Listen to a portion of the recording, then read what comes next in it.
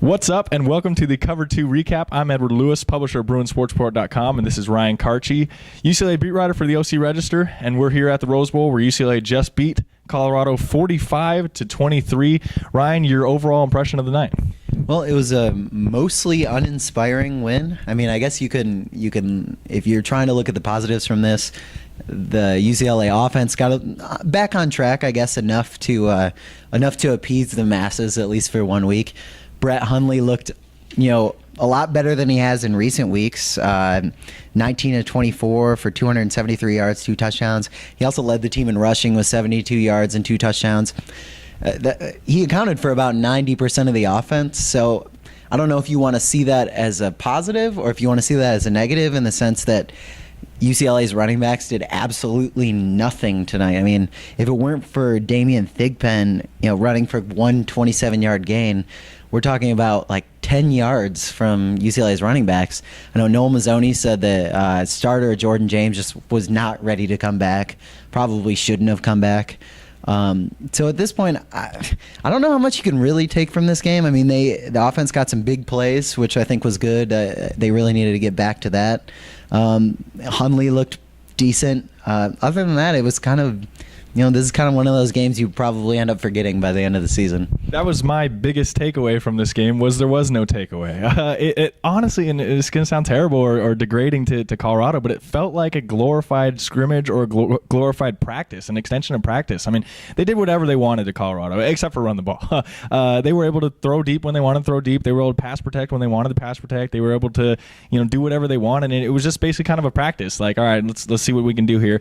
I think it was a good step forward for Brett Hundley, kind of, getting his feet back in the water a little bit, like, all right, I can be a good quarterback again. I think it was important for guys like Isaac Savaianea and Eddie Vanderdoes and Priest Willis to get minutes in a game where 80,000 people are watching you. So I think that was a step forward, but otherwise it was just kind of blah, we didn't really learn much, and it's just kind of a setup for these next 4 games. Like, what team is this really here?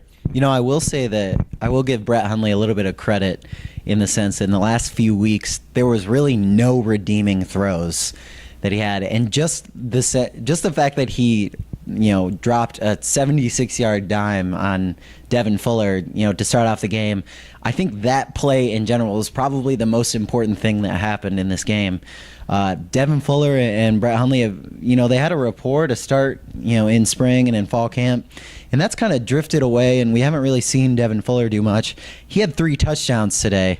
I think we're going to see him be used in a lot of different ways. His 3rd touchdown was a lateral that I thought was one of UCLA's most interesting play calls of the entire night. If they can find a way to get him into space, which is something that they really haven't done, I think that'll be a lot better. But I think maybe UCLA fans can be optimistic about the play calling. It was a little more, they opened it up a little bit more. There was a little bit more excitement. But other than that, I agree with you. I don't know if there's that much to take away from this. So next 4 games are the biggest 4 games of the season, really. I have them, after seeing them the last 3 weeks, honestly, I see them splitting these 4. I don't know if they could go 4-0 against these 4 teams, 2 of which are on the road and 1 of which is in Tucson, a place they haven't won in a long time. Where do you see this team going from here after watching them in person the last couple weeks? I think best case scenario at this point, they go 3-1. I think it's pretty much impossible that they win all of those games. I mean, you're talking about a Washington team that I think is going to come into that game really looking to prove itself, because UCLA and Washington are kind of on that same plateau. Same thing with Arizona State. That's another game that, I don't know if UCLA is ready for them. Of all the teams that I would pick them to lose to, I think Arizona State's probably the most likely.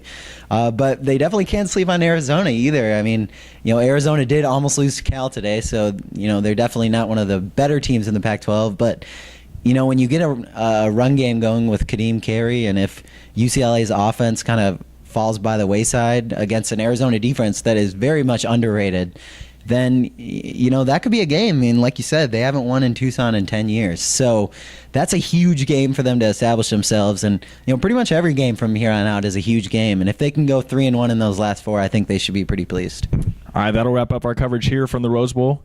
As always, you can follow my stuff on Twitter at EdwardLewisBSR and at BruinsSportsReport.com. And you can follow Ryan on Twitter at Ryan_Kartje, or read all of his stuff at OCRegistered.com. Until the next time, thanks for tuning in to the Cover 2 Recap.